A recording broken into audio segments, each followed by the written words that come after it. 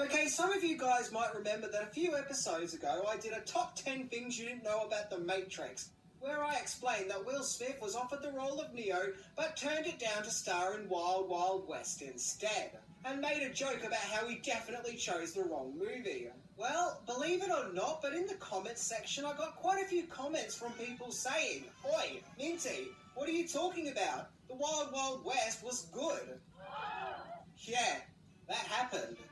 Ah yes, Wild Wild West, the 1999 comedy western which is kind of known in the mainstream for being notoriously awful.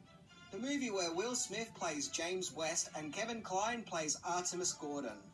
Two US Marshals who have to stop an evil genius called Dr. Lovelace, played by Kenneth Branagh, while teaming up with a young lady called Rita, played by Selma Hayek.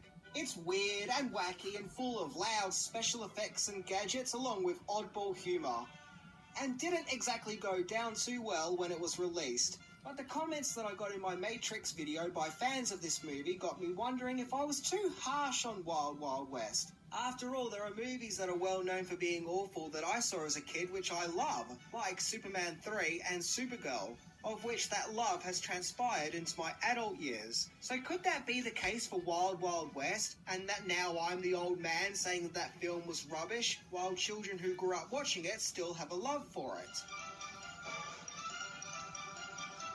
Well, today we are going to try and find out. I like to think that my show is all about giving movies a fair go, by looking into them objectively to see if these movies have any redeeming qualities. So today we are going to look into 10 things that you didn't know about Wild Wild West. Let's check it out.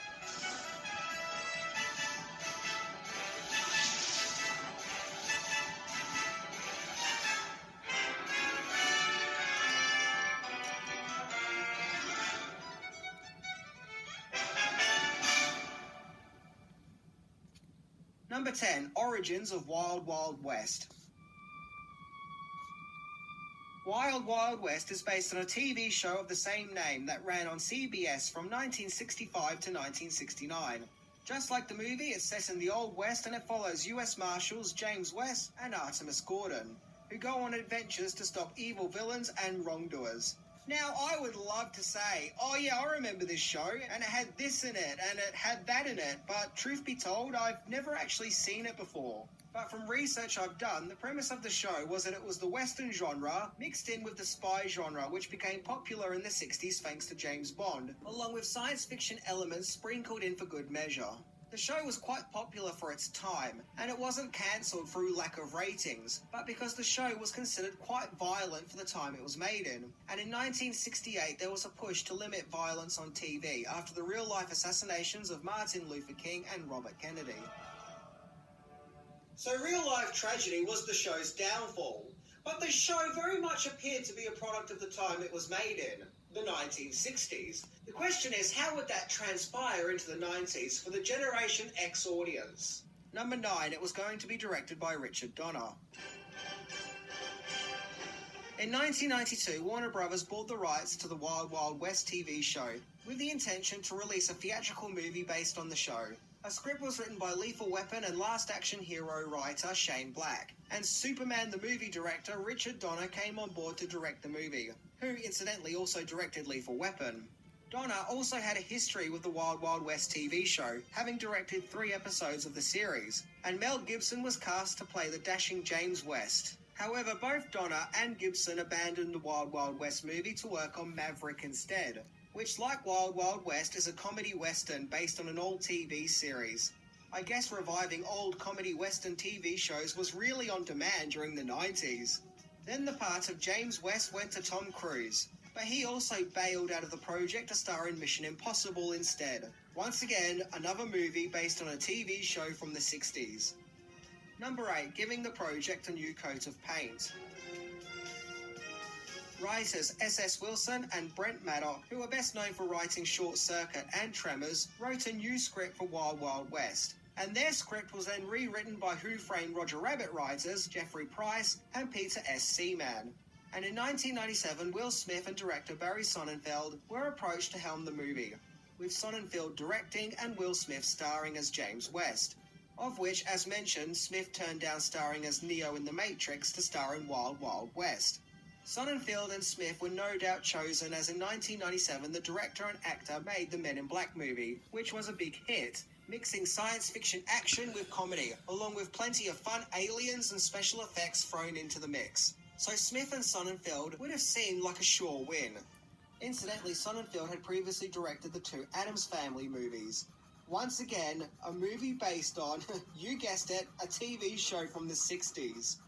Seriously, all these movies from the 90s based on 1960s TV shows. I can't keep up with them all. Number 7. Then George Clooney was cast in the movie. So with Will Smith firmly cast in the role of James West, the question is who could play the other half of the Wild Wild West team, Artemis Gordon. Several actors were considered, including Johnny Depp and Matthew McConaughey. However, George Clooney was cast in the role. This is because Clooney was originally cast in fellow Warner Brothers movie Jack Frost, but he dropped out and was replaced by fellow Batman Michael Keaton. So Clooney did a switcheroo and was cast in Wild Wild West instead. However, Clooney then walked out of Wild Wild West because he and director Sonnenfeld felt that he just wasn't right for the role. After all, Artemis Gordon is meant to be an eccentric, absent-minded inventor, whereas Clooney is more of a cool, slick, heroic guy. And both Clooney and Sonnenfeld felt that it wouldn't be right to change the character to be more suited to Clooney's persona. So Clooney was out and Kevin Kline was in, who starred in a double role of Artemis Gordon and the President of the United States. So finally, the production had its James West and Artemis Gordon, in the form of Will Smith and Kevin Kline. Number 6. Recycled Superman Spider. Wild Wild West was produced by John Peters, who had previously produced other hit movies like An American Werewolf in London, Inner Space, Flashdance, and the 1989 Batman, to name but just a few.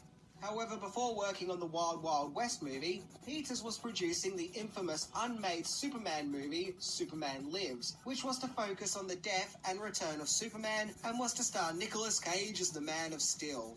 Writer and director Kevin Smith said that when he was attached to writing Superman Lives, Peters was insistent that there must be a scene involving a giant spider.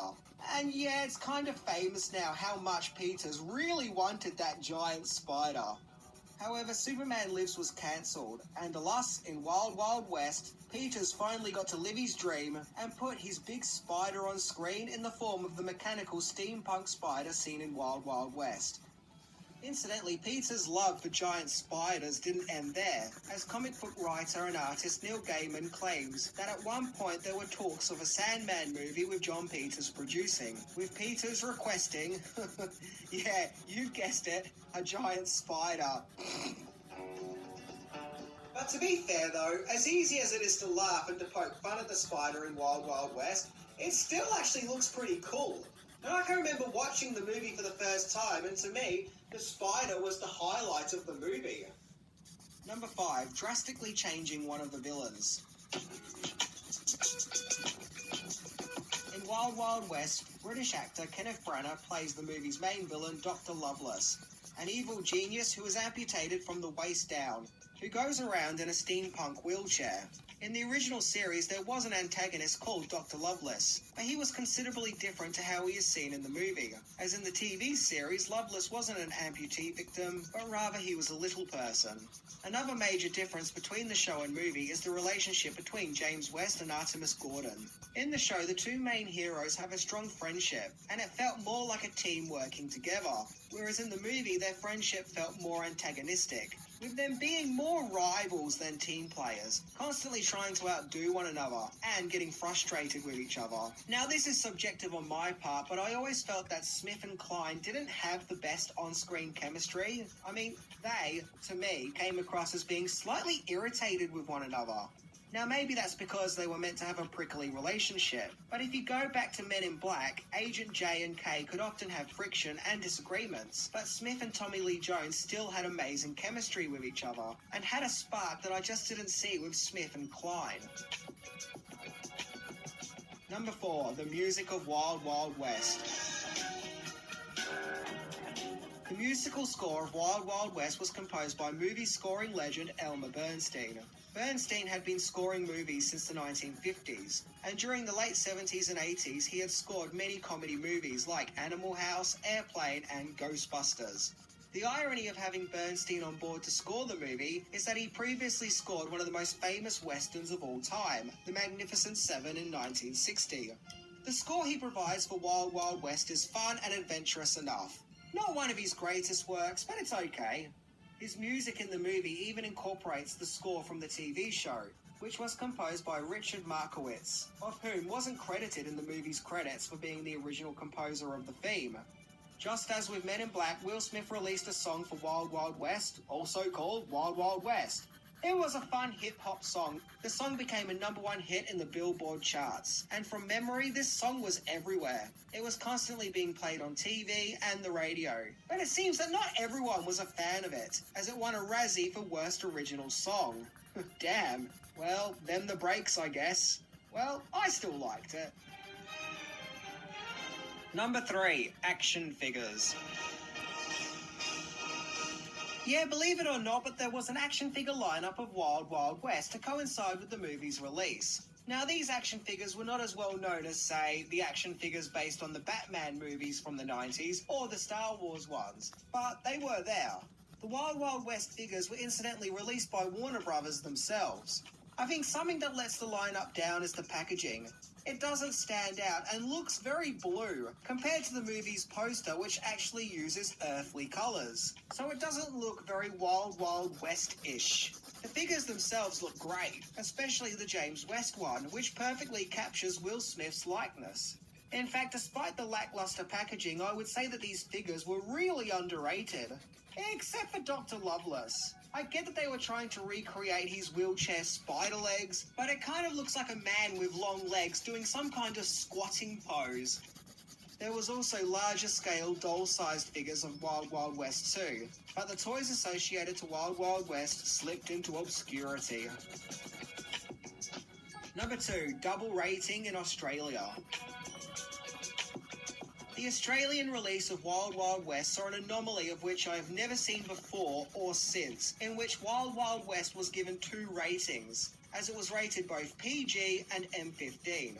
PG meaning all ages can watch the movie, but parental guidance is recommended, and M15 meaning that the movie is not for people under the age of 15. So, it's a little confusing, right? The movie's rating is literally saying the movie is for all ages, while also at the same time saying people under 15 can't watch it. So, how did this happen? Well, if you look closely at the M15 rating, it says in small print in SA only, meaning South Australia. I guess when the movie came out in Australia, all the other states agreed that the movie was a PG. But South Australia didn't agree and had to be difficult and felt that the movie should be an M, which led to 2 ratings. I guess if you were under the age of 15 in 1999 and lived in South Australia and wanted to see Wild Wild West, the only way you could do so was to cross the border and watch it in another state. But seriously though, was this really necessary? The movie is totally a PG. Come on, South Australia, fix this up. But seriously, look, the movie has got 2 ratings.